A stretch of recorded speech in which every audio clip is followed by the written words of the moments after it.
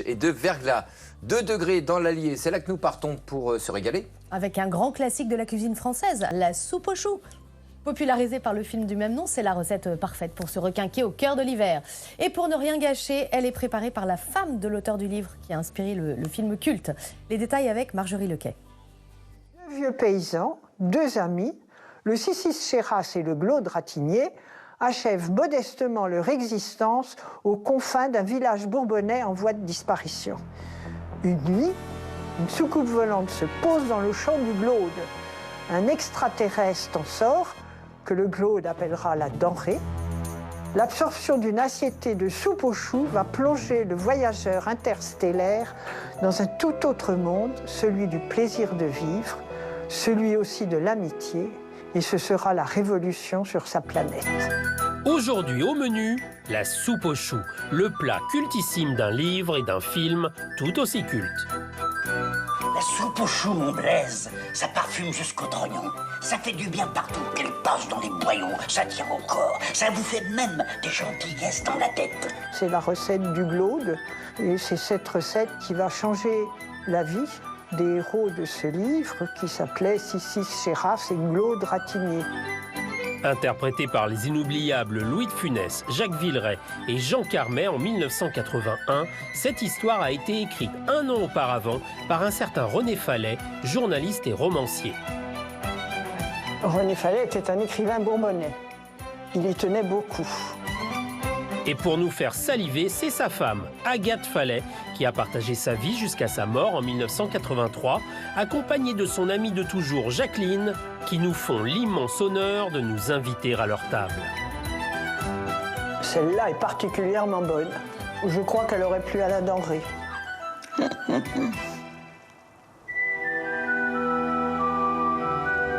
Soyez les bienvenus à Jaligny-sur-Bèbre, à 35 km au nord de Vichy, dans l'Allier, village où se déroule l'aventure de cette soupe aux choux. Ce fut un plat culte dans le Bourbonnais.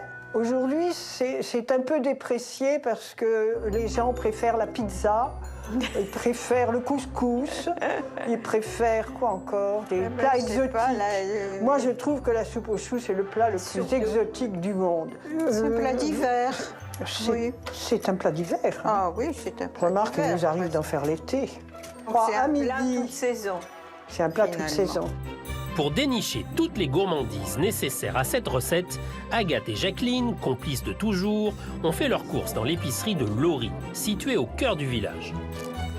Bonjour mesdames, bonjour. Bonjour. On vient Mesdames. chercher de quoi faire une soupe aux choux. Pour faire une soupe aux choux, d'accord, très bien. Alors, un très beau chou frisé, tout bien paumé, bien dur. Il est très beau.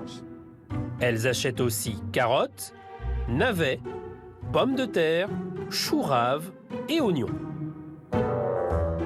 Une tête d'ail, madame? Ouais, une tête d'ail. Alors, une petite Parce tête d'ail que pour mettre dedans aussi. Ça rend la soupe un peu coquine. Je pense qu'il me faut du lard gras. Un petit morceau de lard gras, d'accord. Absolument. Ouh, qu'est-ce qu'il est beau ce lard. Oh, Ça vous va comme ça? je le sens d'ici. Ça va très bien aller dans ma soupe aux choux. Merci. Merci Eh bien, bonne beaucoup. journée, mesdames. Bonne soupe aux choux.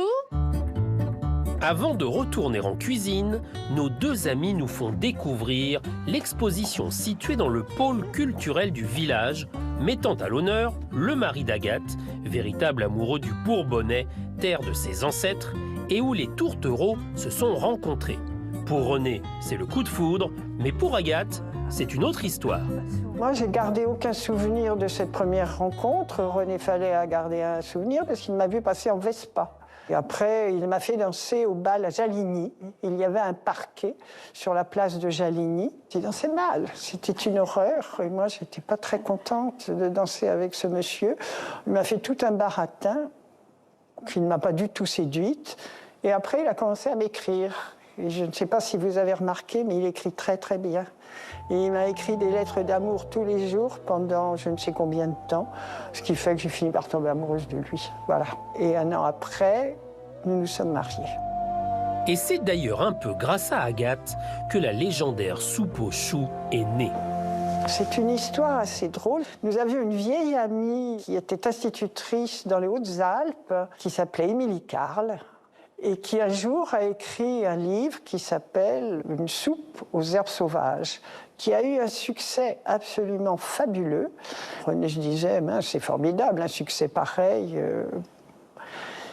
Et je lui dis, il ne te reste plus qu'à écrire la soupe aux choux. J'avais lancé ça comme une blague.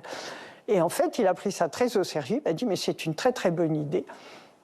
Et voilà le résultat. Moi, je trouve que c'est un de ses plus beaux livres. Tu connais le chemin? Ah, oh là là. Le meilleur livre est l'un des plus savoureux. Et en cuisine, c'est avec celui qui tient le haut de l'affiche que nos deux chefs du jour poursuivent la recette. Et voilà le travail. Parfait. Jacqueline coupe le chou et tous les autres légumes en petits morceaux et pique l'oignon de clous de girofle. Alors autrefois, Oui. la cuisine, on la faisait sur un poêle à bois. Oui. La soupe, on la préparait le matin et elle roussinait sur le bord du poêle toute la journée. Elle roussinait, terme parfaitement bourbonnais. Agathe épluche l'indispensable ail et à chaque étape, c'est un nouveau souvenir qui vient agrémenter le plat. On parle là de mon poste que j'adore, qui m'a été offert par Brassens en 1974 et qui est formidable. Vous voulez que je vous le fasse écouter 2 minutes? Et voilà, miracle, c'est du jazz. Elle découpe ensuite de belles tranches de lard qu'elle fait griller à la poêle. Et ce lard, il est gras. Voilà. Et donc on le fait fondre. Quand il fond, c'est de la graisse. Il devient croustillant. Et maintenant, on va mettre l'eau bouillante sur les légumes. Puis après, on mettra au feu. 3 gros quarts d'heure, parce que c'est comme ça qu'on mesure. 3 gros quarts d'heure. En cuisine, il y a des petits quarts d'heure et des gros quarts d'heure. Comme il y a des petites cuillères et des grosses cuillères de sucre. Il ne reste plus qu'à patienter. Qu'est-ce qu'on va faire pendant 1 heure? On va boire des canons. Le lard est disposé sur de belles tranches de pain grillé. On peut passer à table. Elle est réussie. Elle pourrait être expédiée sur Oxo. Sans-moi ça.